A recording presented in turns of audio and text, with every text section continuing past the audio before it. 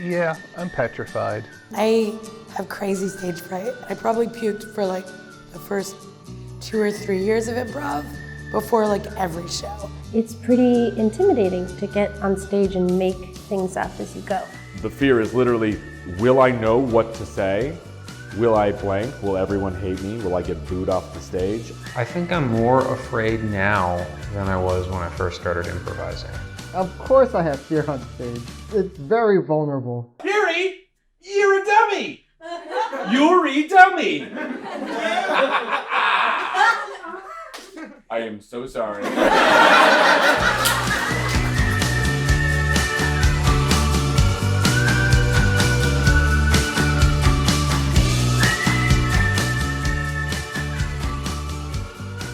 When I was in high school, my friends and I discovered surrealism. That's the kind of kid I was. I think that's something that I noticed with a lot of improvisers.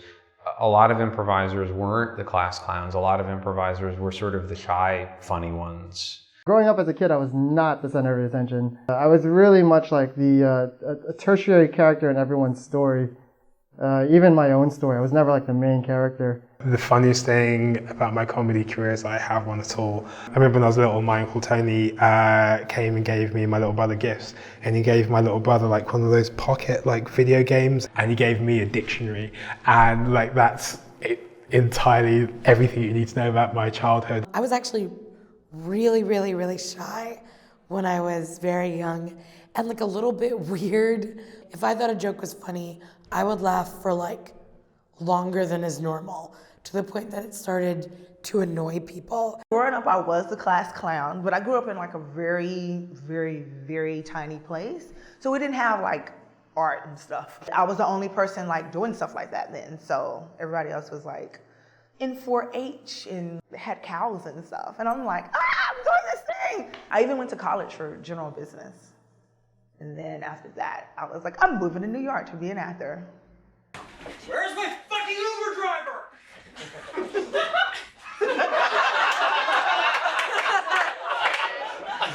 Really want to take you home. Give it to you like a gentleman. Trains are running local. It's gonna take forever to get home. You won't be in the mood. I'll be upset. I need a goddamn Uber driver. Ring, ring. Yes. Hello, sir. This is your Uber? Yes. Yeah, I'm on Spring and Broadway. You were nowhere near me.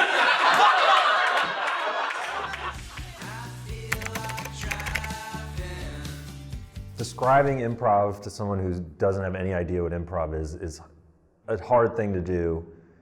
Usually I'll start with a frame of reference. I'll say, have you ever seen Whose Line Is It Anyway? Theater with no script. But until people see it, it's an abstract concept. We have an audience of a lot of people that have never seen improv before. And so we have started saying, welcome to China. We're going to do a show for you. Everything is completely unplanned and totally made up, which is redundant. But we need to just repeat it because people don't, like, sure, but what part? And we just go, all of it.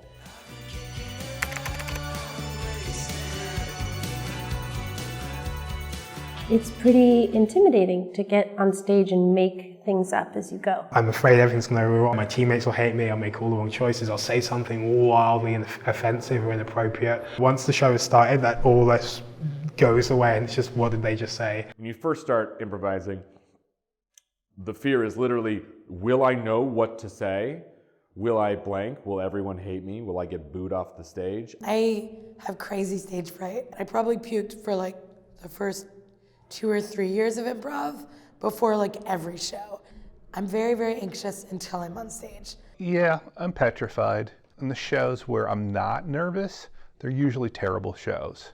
But the ones that I am nervous are the ones that tend to go better. And I think there's something about like having a little bit of adrenaline that makes you sharper and also means you're connected.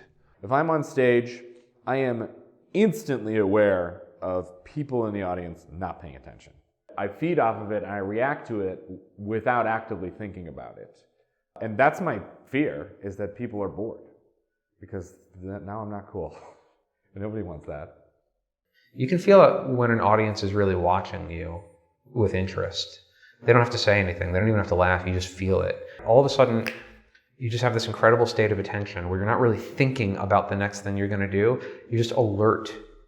And whenever there's like a slight shift in the energy of the room, you're so alert that you're receptive to it, and people are receptive to that. And it becomes this incredible feedback loop in the room of everybody paying close attention to everything. It feels amazing. No matter what I'm feeling before I walk on stage, when I get on stage, I feel confident that I'm going to make it work. I also know that worst case scenario, I'll have a bad show. It's not a big deal. You just get over it. You go have a beer with your team afterwards and you forget about it. Hey, why am I not invited? Is it because I'm a staunch Republican? No, I didn't know that. Oh, sure you didn't. Oh, exclude Dale, because he's a staunch Republican.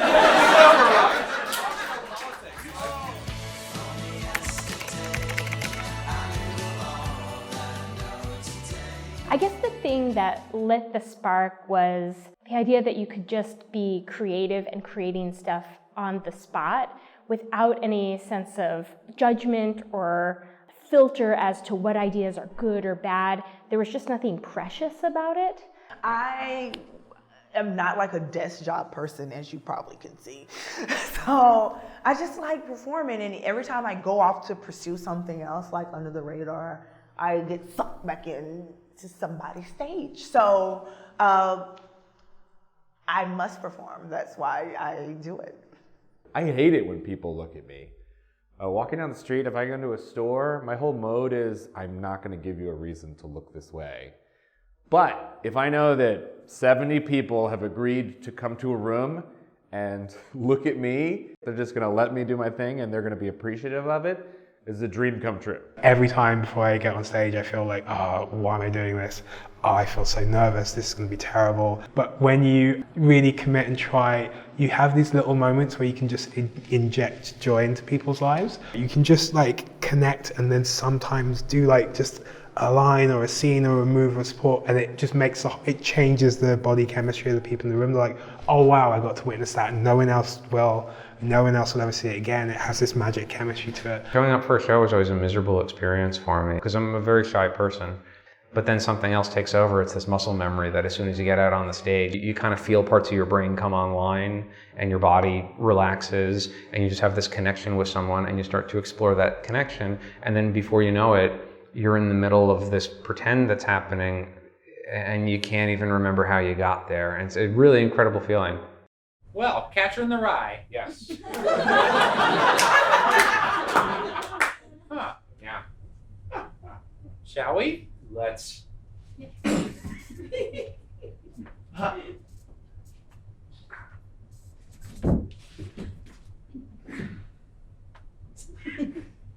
a small book. Yeah. That was my first observation. Is this? It's a tiny. It's very light. I appreciated it. You know, why waste my time with a lot of stuff when you can, you know, edit, cut, you know, pare it down, you know. It's the haiku of novels, you know what I mean? Nice and short and sweet. Dominic, did you not read? I did read it. I did read it. Everyone has their own relationship with humor, how it fits into their own life.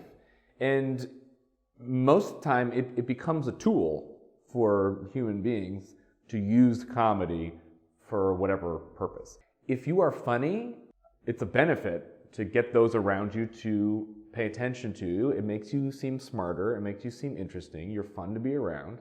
That's why I find a lot of comedians are weird looking. Because beautiful people, while there's plenty of funny, beautiful people, they tend to have less of a need to be funny. There's a natural biological attraction to attractive people. So those people that are a little weird or not super attractive highly benefit from making others laugh. What I've found through meeting comedians specifically is they more remind me of poets There's an introspective quality for a comedian, I guess like poetry, like extremely sensitive, a huge emotional vocabulary. You want those things heard and validated, whether you know it or not. Being funny is one of the few places where you can't fake intelligence. You can trick people into thinking that you're charming. You can trick people into thinking a lot of things. You can't trick people into thinking that you're funny. And I think that a lot of people love to perform partly because it feels good. It feels good to kind of know, like, this is something about myself that is kind of true and I'm confident about. You want to control when people are laughing at you. It's not that they're laughing at you, it's that you made them laugh. They're laughing with you. On a simpler level, I think it's also just really fun to get a laugh. Like, I think anyone who tries improv and gets a big laugh, it's exhilarating. Oh my goodness. Did you hear about the murder at the YMCA? What? Did I? Yes, there was a murder. At the YMCA? The very one. Oh, that seems very anti-Christian. Well, I should say so. I must ask, was it young men who died? It was a young man, a young Christian man.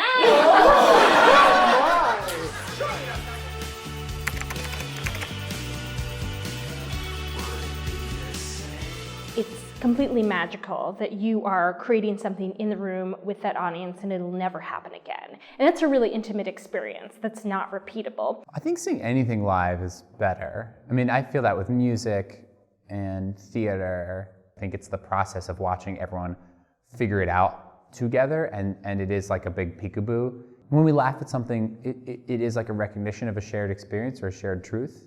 It sounds very like jazz music when you say, oh, we did the show and now it's over and it's done and it's in the ether and we move on. Those scenarios, those characters, those lines, those words, they just exist and then they disappear. You can't recreate it because so much of it is about witnessing people discover the reality that they're in. The ephemeral part of improv is one of my favorite parts about it, actually. You're kind of creating one enormous inside joke that only belongs to the people in that room at that time.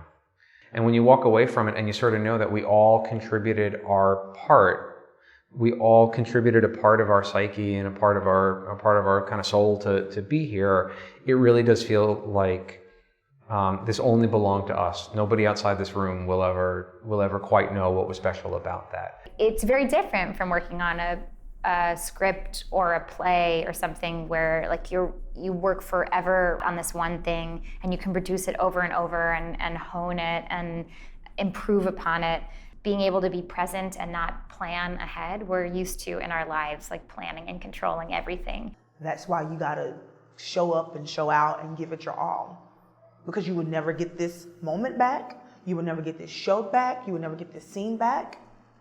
So go fucking hard in the paint now. Because there's no retakes, there's no stopping the camera. You gotta kill that shit then. It kind of connects people in a way of like, oh, you had to have been there for this moment. If you go to see a stand-up, you're expecting them to present you with something.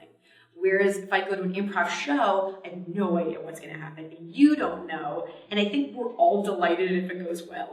Oh, man. Yeah. The fans are really giving it to me out there. Oh, yeah. Boos all around. They got real personal with those insults. I mean, do you hear what they said about your wife, man? Yeah. I'm sorry. Yeah, well, I mean, it's true, but like to have Yeah. a whole arena of people chanting, she's a slut, she's a slut. It's like, I know! I married her! Yeah, I know. And I'm like, can we use a better word?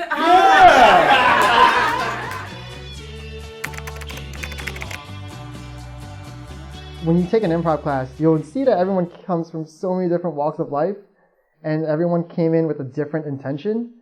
You're going to meet really interesting people and be exposed to so many different ideas right away in like the first class. You should take at least one class for the experience of it all. Watching people discover the joy of improv and also the fear of improv and how they protect themselves from being uncomfortable or fearful As an improv teacher, I have to get people past these bad habits, and the thing that's in the way are their personal insecurities. So I don't try to run my classes like therapy, but people connect these dots to their own lives, and they're actually forced to think about themselves. Just going through an experience that was scary and coming out and being like, oh, I'm fine, actually makes a big difference, not only to how a team works together, but how an individual feels. Just the act of doing something you're afraid of it's hard for that not to be a growth experience for someone. It's a way for you to be intimate with other people, and it's a way for you to be emotional with other people, and a way for you to be playful with other people. And I think you exercise all these things that as a grown-up you kind of keep sort of buried away inside of you.